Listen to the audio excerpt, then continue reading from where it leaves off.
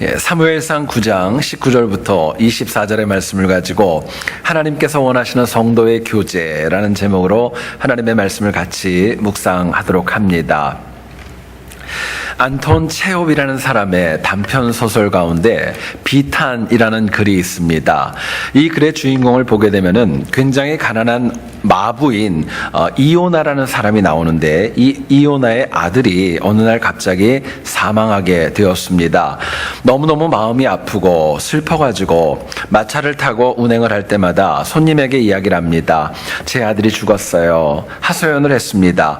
그러자 첫 번째 탔던 손님이 이 이오니에게 이렇게 얘기를 했습니다. 혹시 무슨 병으로 죽었는가? 잠깐 말은 했지만 곧 이어서 이 이오나라는 사람이 마차를 제대로 못 몰자 책망을 하면서 꾸중을 하게 되었고 이오나의 마음을 아프게 하고 말았던 것입니다. 두 번째 손님이 탔습니다. 똑같이 너무너무 외로워서 힘들어서 우리 아들이 죽었어요. 이야기를 하자 이번에는 그 손님이 너무나도 초연하게 이렇게 답했습니다. 사람은 모두 죽는 거예요. 아무렇지도 않게 얘기를 했던 것입니다. 숙소로 돌아왔던 이오나는 동료 마부들에게 역시 자기의 아픔을 울면서 이야기를 했지만 어느 누구도 귀 기울여 듣지 않았고 그냥 무관심한 채 잠자리에 들었던 것입니다. 상처가 너무나도 더 커졌던 이오나가 결국 마구간에 가서 자기 말 앞에 앉아가지고 흐느끼면서 이렇게 얘기를 했답니다. 사실 나는 마부로는 너무 많이 늙었지. 우리 아들이 살아있다면 참 더 잘했을 거야. 내가 걔가 너무너무 보고 싶어. 이야기를 하며 눈물을 흘렸습니다. 여러분, 이 이야기의 핵심은 이것입니다. 이 이오나는 아들이 죽은 아픔을 누구도 아니라 말에게만 마음 놓고 털어놓을 수밖에 없었다는 그 모습을 저희들에게 이야기하는 것입니다. 여러분, 우리 주변을 보면 내 주변에는 사람이 참 많아 보입니다. 그런데 우리 주변에서 정말 내가 내 마음을 열고 내가 가지고 있는 모든 것들을 오픈할 수 있고 다 얘기할 수 있는 사람을 찾으면은 그렇게 많지 않습니다. 안타깝지만 현대인은 주변 사람과의 교제가 사라지고 있고 점점 더 외로워져 가고 있는 것이 우리의 현실입니다. 시편 133편 1절을 보면 이런 말씀이 나오죠. 형제가 연합하여 동거함이 어찌 그리 선하고 아름다운고 말씀합니다. 여러분, 원어를 보면 선하고 아름다운 거, 이 말을 하나의 동사를 씁니다. 히브리어 토브라는 동사를 사용합니다. 근데 이 단어가 어떤 단어이냐면요, 하나님께서 천지를 창조하시고 모든 것을 바라보시니까 보시기에 심히 좋았더라 말씀하실 때 썼던 동사가 바로 토브입니다. 여러분, 이것은 굉장히 시사하는 바가 크지요. 인간관계가 서로 아름다운 교제로 이어질 때 비로소 창조 때의 아름다움을 저희들이 소유할 수 있다고 말씀하는 것입니다. 문제는 그럼에도 불구하고 죄인인 인간 사이에는 아름다운 교제가 깨어지고 있고 다툼과 분열이 더 많이 생기는 것이 오늘 우리의 현실입니다.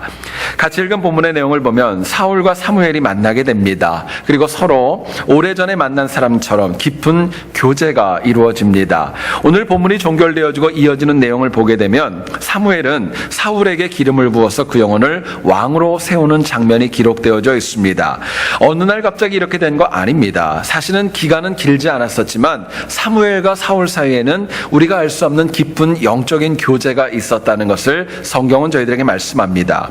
본문을 통하여 우리가 어떻게 하면 하나님이 원하시는 성도의 교제를 이루어 나갈 수 있을까? 뭐가 필요할까? 본문이 주는 도전을 같이 한번 나누어 보기를 소원합니다. 첫 번째로 생각할 것은요, 성도의 교제가 깊어지기 위해서는요, 상대방을 편안하게 해줄 줄 알아야 됩니다.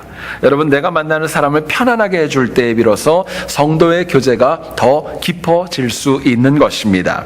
본문이 20절을 보시면은요, 사흘 전에 잃었던 내 암나기들을 염려하지 말라 찾았느니라 말씀합니다. 당시 사울과 사와는요, 암나기들을 찾다가 사무엘에게까지 이르렀습니다. 그런데 여전히 사실은 사무엘을 만나서 많은 이야기도 있고 선견자도 보았지만 마음속에 걱정이 있었습니다. 아버지가 걱정하지 않을까? 암나기들은 어떻게 되었을까? 마음에 왜 염려가 없었겠어요? 그런데 이것을 알았는지 모르는지는 모르겠지만 사무엘이 사울에게 얘기를 합니다. 내가 찾았던 암나기들 이미 다 발견되었다는 거예요. 찾았다는 것을 말했습니다. 묻지 않았는데도 이야기해 주는 사무엘의 배려였던 것입니다. 여러분, 이 이야기를 들었을 때 사울의 마음이 참 편안하지 않았겠습니까? 뿐만 아니라 본문 21절을 한번 보시기 원합니다.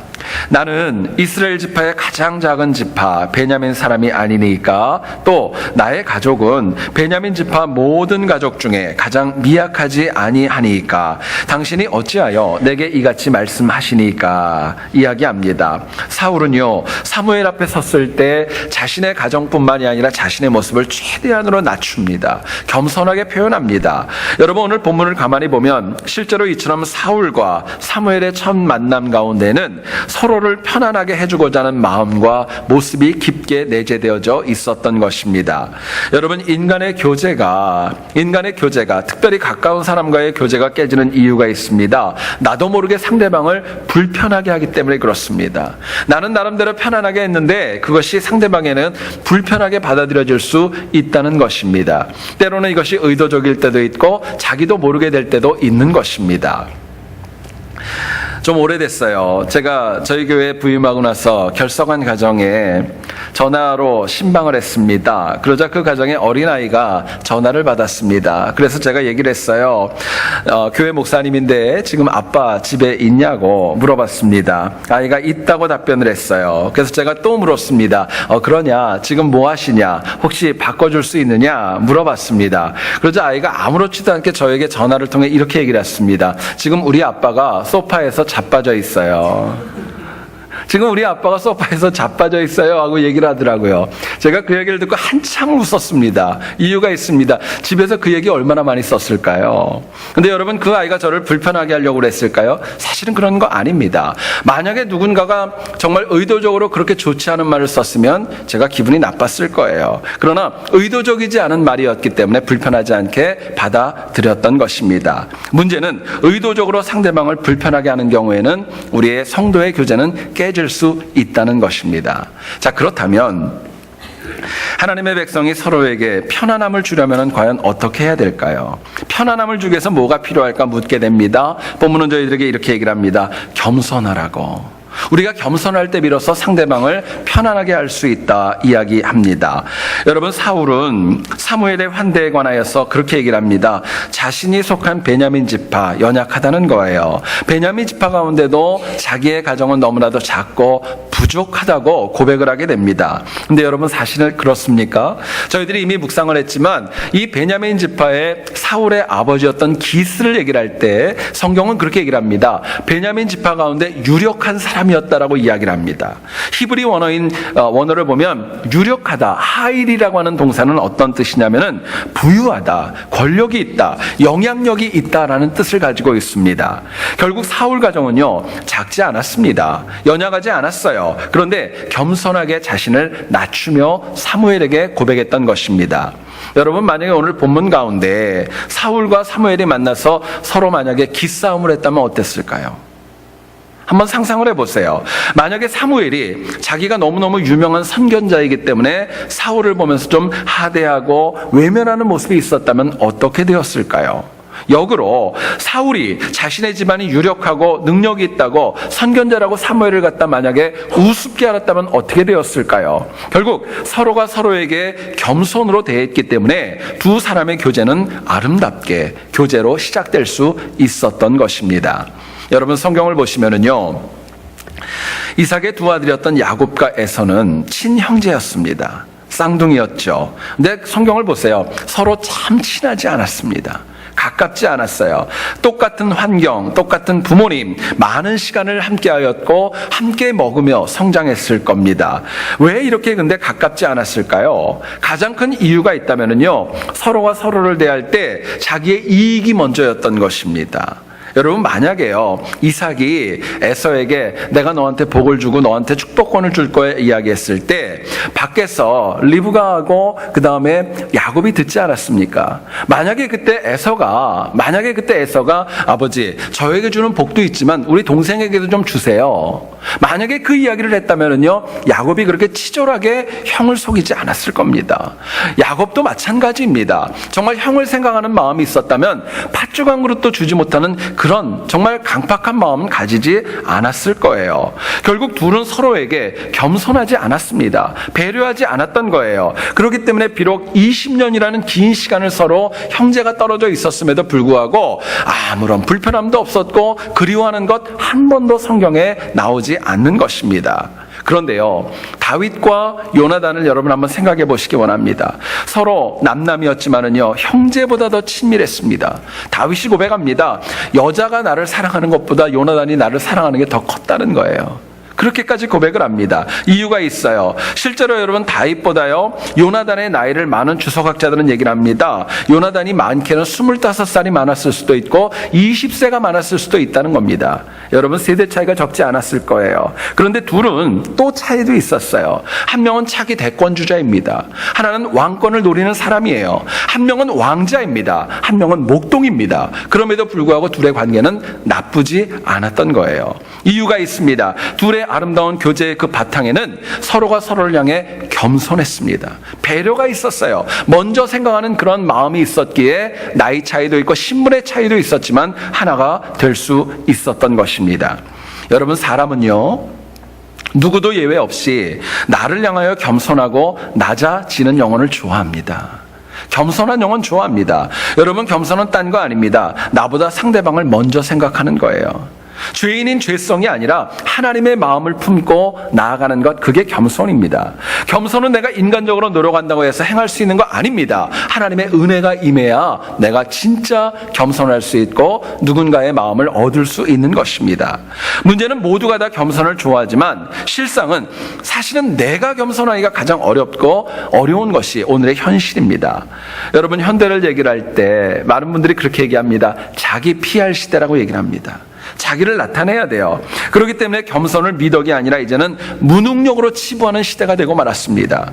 패역한 세상은요 겸손을 추상적 개념으로 볼 뿐만이 아니라 실제로는 별로 좋아하지 않습니다. 아주 좋지 않게 하고 무능력으로 여깁니다. 그러나 우리 예수님께서 가장 낮아지시고 겸손함으로 우리를 구원하셨다는 거 잊지 마셔야 됩니다. 여러분 그렇기 때문에 성도로서 우리가 하나님뿐만이 아니라 내 주변에 있는 영혼과 바른 성도의 교제를 원한다면 주의 마음과 같이 겸손함이 저희들에게 필요한 것입니다. 배려가 필요한 거예요. 어떤 맹인이 한 손에는 지팡이를 쥐고 한 손에는 등불을 든 채 걸어오고 있었습니다. 마주 오던 분이 이 모습을 보고 참 이해가 되지 않았습니다. 앞을 못 보는 맹인에게 그래서 컴플레인 하듯이 이야기를 했어요. 왜 본인은 제대로 보지도 못하면서 등불을 들고 다니느냐 이야기를 했습니다. 맹인이 이렇게 답변을 하더랍니다. 당신이 저와 부딪히지 않게 하려고 내가 이렇게 등불을 들고 다닙니다. 이 등불은 나를 위한 것이 아니라 나에게 다가오는 사람들을 위한 것입니다 하면서 배려와 겸손의 표현을 했다는 이야기입니다. 여러분 겸손이 참 중요하죠. 배려가 중요합니다. 우리는 별로 좋아하지 않지만 일본의 부모님들은 자녀들을 양육할 때 제일 많이 하는 말이 있다고 합니다. 남에게 패기치지 말라고 이야기한답니다. 미국의 부모님들은 자녀들에게 얘기할 때 이왕이면 좀 양보하며 살라고 이야기한다고 합니다. 한국의 부모님들은 어떨까요? 내가 절대로 너한테 말하는데 절대로 지지 말라고. 내가 책임질 테니까 지지 말라고 얘기하는 것입니다. 여러분 우리에게 사실은 겸손과 타인을 향한 배려가 너무 중요하지만 이거 너무나도 부족한 것이 우리의 모습입니다. 여러분 생각해 보세요. 나보다 나이가 어린 사람이 나한테 오만불선하면요 그거 못 봅니다. 어쩌면 저럴 수가 있어 그러는데요. 나는 나보다 나이 많은 사람들한테 함부로 하는 경우 얼마나 많이 있는지 모릅니다. 여러분 결국 신앙인은요. 다른 누구가 아니라 나부터 겸손해지셔야 돼요. 나부터 낮아지셔야 됩니다. 여러분 우리가 겸손하고 낮아져야 될 가장 근본적인 이유가 있습니다. 세상은 겸손하고 낮아짐을 무능력하고 무엇인가가 부족하기 때문에 저런 거야 라고 오해할 수 있습니다. 그런데요 하나님께서는 우리가 믿는 하나님께서는 우리가 겸손한 우리의 마음의 중심을 아시는 분이십니다. 그거 아신다는 거예요. 하나님의 방법대로 하늘의 복을 우리에게 허락하시는 것입니다. 여러분 실제로 생각해 보세요. 내가 교만하고 내 고집대로 내가 원하는 거 다 얻었는데 보니까 그게 복이라고 생각이 되세요? 아니요. 끝까지 가봐야 되는 것입니다. 오히려 내가 세상에서 겸손해가지고 좀 인정을 받지 못한다 할지라도 부족하다 여긴다 할지라도 하나님께서 그 겸손에 채우시는 복이 그게 진짜 복입니다. 그게 은혜예요. 실제로 인간이 채워주는 복과 하나님이 채워주시는 복의 능력과 권능은 비교할 수도 없기 때문에 그렇습니다. 여러분, 하나님 믿는 신앙인은요, 과연 어떤 복을 붙잡고 어떤 복을 사모하며 살아가야 될까 너무 자명하지 않습니까? 여러분, 겸손한 영혼은요, 넘어지지 않습니다. 절대로 외면당하지 않습니다. 예루살렘의 가장 낮은 자리로 정말 나귀를 타고 입성하신 우리 주님 예수님께서는 겸손한 자를 절대로 외면하지 않는다는 것 마음에 새길 수 있기를 소원합니다. 때로는 살면서 겸손하고 낮아지셔가지고요, 손해볼 때 있을 거예요. 억울할 때 있을 거예요. 하나님이 그거 아십니다. 나중에 그 진심을 아시고요, 1000배 만배의 복을 채워줄 줄 믿습니다. 그게 하나님의 방법이에요. 실제로 여러분, 겸손은요, 갑자기 노력한다고 되는 거 아닙니다. 하나님의 은혜가 있어야 할 수 있는 것입니다. 저는 겸손은 성령의 은사라고 믿습니다. 성령의 은사예요. 그렇기 때문에 신앙인은 항상 언제 어디서 누구와 무엇을 해도 겸손해야 마땅한 것입니다. 여러분, 한 주뿐만이 아니라 우리들의 삶이 아름다운 성도의 교제를 위해서 날마다 겸손함으로 정말 누군가를, 내 주변에 있는 사람들을 편안하게 해주는 그런 능력으로 날마다 승리하는 우리 모두 될 수 있기를 주의 이름으로 축원드립니다. 두 번째로 생각할 것은요, 성도의 교제는요, 서로를 높여 주어야 합니다. 서로를 높여주는 모습이 있을 때 성도의 교제가 온전할 수 있는 것입니다. 여러분, 우리의 삶에서 겸손이 귀중하다 말씀을 드렸습니다. 겸손의 필연적인 결과가 있습니다. 누군가를 높이는 것입니다. 누군가를 갖다 높이는 게 겸손의 결과예요. 만약에 내가 겸손했는데 내가 높아졌다, 그거는 겸손 아닙니다. 여러분, 누구도 겸손함 가운데 모멸감을 느끼는 영혼은 없을 겁니다. 본문 22절을 한번 보시죠. 사무엘이 사울과 그의 사환을 인도하여 객실로 들어가서 정한 자 중 상석에 앉게 하였는데 객은 30명가량이었더라 말씀합니다. 여러분, 유대인의 식탁 문화를 보게 되면 아무에게나 상석을 주는 거 아닙니다. 그 무리 가운데, 그 공동체 가운데 가장 우월하고 가장 존경받는 영혼이 상석에 앉게 되는 것입니다. 특히 사무엘이 처음 보는 사울이라는 영혼을 30명의 사람이 있었음에도 불구하고 가장 상석에 앉혔을 때 사무엘의 말을 모두가 다 믿고 사울을 존중하는 마음으로 높일 수 있었던 것입니다. 또 24절을 한번 보세요. 요리인이 널쩍다리와 그것에 붙은 것을 가져다가 사울 앞에 놓았다라고 이야기합니다. 여러분, 율법을 보면은요, 짐승의 널쩍다리 부분, 특별히 오른쪽 이 허벅지 다리 고기는요, 제사장의 몫으로 지정되어져 있는 것입니다. 근데 오늘 본문을 가만히 보고 원어를 찾아보니까 이 널쩍다리가 오른쪽이었는지 왼쪽인지 그거는 성경은 이야기하지 않습니다. 근데 한 가지 분명한 건 있어요. 뭐냐면은요, 사무엘이 처음 봤던 사울을 높였다는 것입니다. 존중했다는 거예요. 그에게 가장 좋은 것을 배려하는 마음으로 다가갔다는 것을 저희들에게 말씀합니다. 여러분, 성도의 아름다운 교제는 추상적인 거 아닙니다. 구체적으로 서로를 높여줄 때만 가능한 것입니다. 그렇기 때문에 만일 서로가 서로를 폄하하고 비판한다면요, 성도의 교제는 이미 깨진 거와 마찬가지입니다. 여러분, 실제로 저는 그런 생각을 참 많이 합니다. 교회에서 누군가를 부를 때, 그분의 호칭을 부를 때 한 글자가 빠지면 좀 문제가 있습니다. 무슨 글자인 줄 아세요? 님이라는 글자입니다. 예를 들어 볼까요? 아무아무개 목사, 이거 하고요, 아무아무개 목사님, 이거는 얘기가 다른 것입니다. 누가 볼 때, 안 볼 때, 특별히 안 볼 때 님자 하나가 들어가는지 여부는요, 별거 아닌 것 같은데 굉장히 큰 차이가 있습니다. 여러분, 자녀들 앞에서, 우리 믿음의 후진들 앞에서, 연약한 믿음을 가진 사람들 앞에서 님자 하나 빠짐으로 인하여서 그 사람도 낮아지고 나도 낮아지는 거예요. 큰 것처럼 보이지 않지만 사실은 그것조차도 적지 않은 문제라고 저희들에게 도전하고 있습니다. 자, 그렇다면 성도의 아름다운 교제를 위해서 서로를 높이기 위해서 뭐가 필요할까요? 서로를 높인다는 것입니다. 이거 위에 뭐가 필요할까 묻게 됩니다. 본문은 이렇게 얘기를 합니다. 서로를 높이려는 마음이 준비되어져 있어야 돼요. 높이려는 마음이 준비되어져 있을 때만이 누군가를 높일 수 있다고 말씀하는 것입니다. 여러분, 타인을 높인다는 것 참 귀하고 복된 것입니다. 갑자기 이루어지는 거 아닙니다. 마음으로 준비해야, 그래야 높일 영혼을 높일 수 있는 것입니다. 24절을 보세요.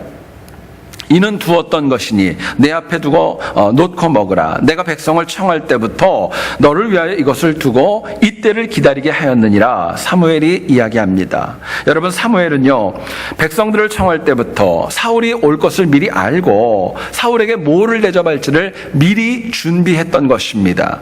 여기서 우리가 주목해야 될 것이 있습니다. 사울에게 주었던 것이 가장 고기 중에 좋았던 널쩍다리 부분이었다. 고기 덩어리에 집중하는 거, 이거는 지혜로운 그런 모습 아닙니다. 우리가 더 주목해야 될 것이 있습니다. 눈에 보이는 고기가 아니라 이것을 사울에게 드리고자 준비했었던 사무엘의 마음인 것입니다. 주려고, 높이려고 준비했었던 사무엘의 마음이 더 중요한 거예요. 본문에서 사실은 어느 누구도 사울이라는 영혼이 이스라엘의 초대왕이 될 것이다, 아무도 몰랐습니다. 오직 사무엘만 알았어요. 하나님께서 계시로 너에게 누군가 찾아올 건데 그 영혼이 이제 이스라엘의 왕이 될 거야, 그 얘기 먼저 해주셨고, 사무엘은 그 말씀에 순종해가지고 사울을 높이기 위해서 미리 음식까지도 준비해 놓았던 것입니다. 생각해 보시죠. 사울이요, 암나귀를 찾다가 사흘 동안 방황하다가 사무엘을 만났는데, 당시에 유명한 선견자였던 사무엘이 자기를 이렇게 선대하고 이렇게 높여줄 때 얼마나 감격하고요, 얼마나 감사했을까요? 실제로 사무엘의 행동과 말을 가만히 보시죠. 그 대접과 모든 것들이 다 즉흥적으로 이루어진 것이 아니라는 것, 사람이면 너무나도 느낄 수 있었을 거예요. 사무엘은요, 사울을 맞이할 때부터 상석을 준비했습니다. 높이기를 원했던 거예요. 고기 하나를 대접해도 제일 좋은 거 미리 준비해가지고 사울을 접대하기를 원했던 것입니다. 결국 준비한 그 자체에 벌써 사울을 높이려는 마음이 사무엘에는 가득 차 있었던 것이죠. 그러나 타인을 높이려는 마음이 없었다면요, 누구도 미리 준비하지 않습니다. 대충 임하는 거예요. 존중하는 만큼 준비하는 것입니다. 여러분, 교회 주일날 올 때도 마찬가지 아닙니까? 내가 예비하고 내가 사모하는 만큼 준비하고 나오는 거예요. 그러나 때우는 식으로 나오면요, 복장과 마음가짐 다 달라질 수밖에 없는 것입니다. 여러분, 제가 한 가지 질문을 드릴게요. 여러분, 혹시 TV를 보실 때 김병만이라는 사람의 정글의 법칙이라는 프로그램을 아십니까? 예, 우리 교인들은 너무너무 경건해요. 그런 거 안 보시는데 제가 요즘 그거 열심히 봅니다. 이 정글의 법칙, 이걸 보니까요, 제가 배우는 게 참 많아요. 그 내용을 보면 이런 것이 있습니다. 김병만이라는 이 개그맨을 중심으로 7, 8명이 세계 곳곳에 오지를 찾아다니면서 그곳에서 의식주를 직접 해결해 나가는 프로그램입니다. 오지이기 때문에요, 폭우가 올 수도 있고요, 태풍이 있을 수도 있고, 굶을 때도 있고, 못 잘 때도 있고, 모기와 또 어떤 경우에는 위험한 동물에 노출되어 가지고 어려울 때도 굉장히 많이 있습니다. 때로는 정말 어려움을 무릅쓰고 사냥을 해야 되고 못하면 굶는 그런 경우도 참 많이 있더라고요. 그러는 중에 출연자 모두가 너무너무 힘들어지고 연예인들임에도 불구하고 화장도 안 하고 굉장히 초췌한 모습이 방송에 그대로 다 나옵니다. 여러분, 근데 제가 은혜 받고 감동이 되는 게 있어요. 그게 뭐냐면은요, 이 김병만이라는 사람이 팀을 이끌기 위해서 준비하는 모습이 참 많은 도전이 됩니다. 여러분, 거기에 가기 전에, 정글이나 프로그램에 임하기 전에요, 방송이 없고 집에서 쉴 때는요, 체력적으로 자신을 준비해 나갑니다. 열심히 운동하고요, 열심히 자기를 체력적으로 쌓아나가는 거예요. 뿐만 아니라 어떤 일이 벌어질지 모르니까 많은 자격증도 땁니다. 스킨스쿠버 다이빙, 그 자격증도 따고요, 마운틴 클라이밍, 락 클라이밍 같은 그런 자격증도 따게 되고요, 사냥수를 배우고 집 짓는 기술도 배우고 올물을 놓고 그물이나 사냥하는 그런 기술에 이르기까지 많은 것들을 배웁니다. 여러분, 그렇게 배우고 준비하는 이유가 있습니다. 시청자들에게 조금이라도 더 좋은 거 보여주기 위한 거, 그들을 높이려는 마음이 있는 거예요. 시청자들을 높이고 존중하기 때문에 자신의 모습을 희생하고 훈련하고 준비하는 모습을 보게 되었던 것입니다. 누가 그러더라고요. 출연료를 많이 받기 때문에 그러는 거라고. 여러분, 그건 돈의 문제가 아니라 자기가 얼마나 그 프로그램을 애착을 가지고 준비하는가, 저는 그게 더 중요하다고 여겨집니다. 여러분, 현대 신앙인의 문제가 있습니다. 서로를 높이려고 하지 않습니다. 내 주변에 있는 영혼들 높이려고 하지 않아요. 내가 더 튀어나야 되고 내가 더 우월해야 됩니다. 가능하면 비판하고 가능하면 깎아내릴 의도가 적지 않은 것이 오늘 우리의 현실입니다. 어떤 지역에서 국회의원 선거가 있었답니다. 수의사 출신의 정치 초년생이 출마하여서 삼선 의원과 경쟁을 하게 되었습니다. 수의사 출신이 연설을 마치자 삼선 의원이 어깨를 치면서 그분에게 하는 말 한마디가 있었는데 주변에 있는 모든 사람들을 다 긴장하게 만들었습니다. 이렇게 얘기를 했던 거예요. 당신 수의사 출신이 맞지요? 그냥 짐승병이나 고치지 무슨 정치를 한다고 여기 와서 이런 걸 합니까? 모멸감을 줬던 거예요. 모두가 다 초년생이 주눅을 들 줄 알았습니다. 그런데요, 이 초년생이 아무렇지도 않게 여유 있게 그 삼선 의원에게 이렇게 답변을 하더랍니다. 뭐 그게 큰 문제가 되세요? 혹시 어디 불편한 데 있으세요? 그럼 저희 병원에 좀 오시지요 라고 얘기를 하더랍니다. 무슨 뜻인지 집에 가서 생각해 보세요. 삼선 의원을 사람으로 본 게 아니라 짐승으로 봤던 거예요. 삼선 의원도 초년생을 갖다가 폄하했던 것입니다. 이게 오늘 우리의 현실이라는 것입니다. 여러분, 타인이 먼저 나를 배려하고 생각해서 무엇인가를 준비한다고 여길 때요, 성도의 교제는요, 깊어지는 것입니다. 깊어지는 거예요. 문제는 전혀 나를 배려하지 않고 전혀 존중하지 않는다고 여기기 때문에 관계가 깨지는 것입니다. 그러나 큰일이건 작은 일이건 간에 나를 진심으로 배려하고 생각한다면요, 감동이 있다면요, 성도의 교제는 깊어지는 것입니다. 여러분, 사람은요, 누구나가 다 나를 먼저 배려해 주기를 원해요. 나를 먼저 생각하기를 원하는 거 당연한 것입니다. 근데 성경은 저희들에게 말씀합니다. 우리가 먼저 하라는 거예요. 우리가 먼저 배려하고 우리가 먼저 섬기기 위한 준비가 필요하다고 저희들에게 말씀하는 것입니다. 여러분, 섬기는 받는 것보다 섬길 때 은혜가 있기 때문에 그렇습니다.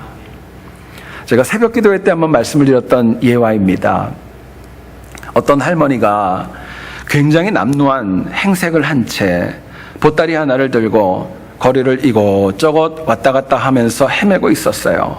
주변 사람들이 보니까 1시간이 넘도록 고기에서 왔다 갔다 하시면서 아무데도 가지 못하는 것을 바라보고 무슨 문제가 있다 여겨가지고 경찰서에 신고를 하였습니다. 출동한 경찰이 물어봤습니다. 그러자 이 할머니가 다른 답변은 하지 않고 똑같은 말만 반복을 하는 거예요. 우리 딸이 아이를 낳고 병원에 있어요. 우리 딸이 아이를 낳고 병원에 있어요. 이 이야기만 반복을 하셨습니다. 그리고 정작 본인의 이름도 몰랐고 전화번호도 몰랐고 또 하염없이 그냥 보따리 하나만 들고 끙끙거리면서 자리에서 발만 동동 구르고 있었어요.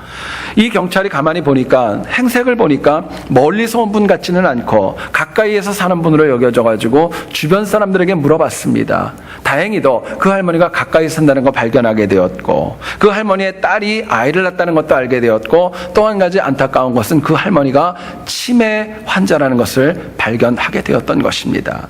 결국 경찰은요, 그 할머니를 잘 모시고 딸이 아이를 낳았다고 하는 병원에 모셔다 드렸습니다. 병원에 도착한 할머니는 아무렇지도 않게 그냥 행동을 합니다. 비록 식었고 뜨겁지도 않았는데도 불구하고 보따리 안에서 미역국을 꺼냅니다.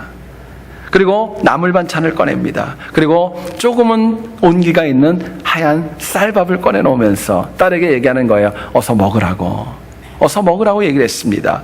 딸의 입장에 생각해 보세요. 자기 어머니가 행색도 그런데 경찰한테 데리고 왔으니 얼마나 마음이 아팠겠어요. 근데 그럼에도 불구하고 자기를 생각해가지고 음식 준비해가지고 왔던 그 어머니의 그 모습 속에 본인은 물론이고 주변에 있는 모든 사람들이 다 눈물을 흘릴 수밖에 없었다는 이야기입니다. 여러분, 치매였지만 생각이 안 났지만은요, 딸을 위해 준비하고 챙기는 모성에 많은 사람들의 마음이 움직였던 것입니다. 마가복음 10장 45절 이렇게 얘기를 합니다. 인자가 온 것은 섬김을 받으려 함이 아니라 도리어 섬기려 하고 자기 목숨을 많은 사람의 대속물로 주려 함이니라 말씀하십니다. 예수님께서 이 땅에 오신 근본적인 이유 중 하나가 있습니다. 우리를 섬기기 위해 오신 거예요. 그냥 온 거 아닙니다. 그분도 오셔서 공생의 기간이 되기까지 준비하시고 사역하시고 예비하시는 사역이 적지 않았던 것입니다. 여러분, 그렇기 때문에 우리가 정말 내 가까이 있는 영혼들, 회사와 내 주변에 있는 사람들과 아름다운 교제를 원한다면요, 타인을 높여주는 마음, 겸손이 저희들에게 필요한 것입니다. 여러분, 우리가 항상 누군가를 높이려는 준비된 마음, 배려로 우리 주변에 있는 모든 영혼들과 아름다운 교제를 나누며 승리할 수 있기를 다시 한번 주님의 이름으로 축원드립니다. 성경을 보면 하나님이신 예수님께서도 많은 능력이 있지만 혼자 사역하지 않으셨습니다. 주변에는 12명의 사도들도 있었고 70명의 제자들도 있었고 많은 여성 제자들도 있었습니다. 주님은 그들과 교제하면서 하나님 나라 확장을 위해서 수고하셨습니다. 로마서 16장을 보면 사도 바울에게는 너무나도 많은 동역자들이 있었고 그들과 교제하면서 하나님의 일을 감당해 나갔습니다. 여러분, 그렇기 때문에 우리가 아무리 정말 많은 것들을 가지고 있어도 우리 혼자서는 하나님 주신 사역 온전히 감당할 수 없습니다. 그렇기 때문에 아름답고 복된 성도의 교제, 하나님이 인정하시는 교제가 저희들에게 필요한 것입니다. 여러분, 이거 위에 본문은 얘기를 합니다. 겸손하고 낮아짐으로 항상 내 주변 사람들을 편안하게 해주자 말씀하고 있고요. 또 항상 타인을 높이고 존중하려는 준비와 배려를 통하여서 먼저 베풀며 살아가는 삶이 되어져야 된다 말씀하십니다. 그래서 우리 주변 모든 사람들과 수평적인 교제가 온전해지고 하나님과의 수직적인 교제도 온전해지는 우리 모두와 우리 세안교회 될 수 있기를 다시 한번 주의 이름으로 축원드립니다. 우리 이 시간에 같이 기도하고 또 함께 찬양하는 시간 가지기를 원합니다.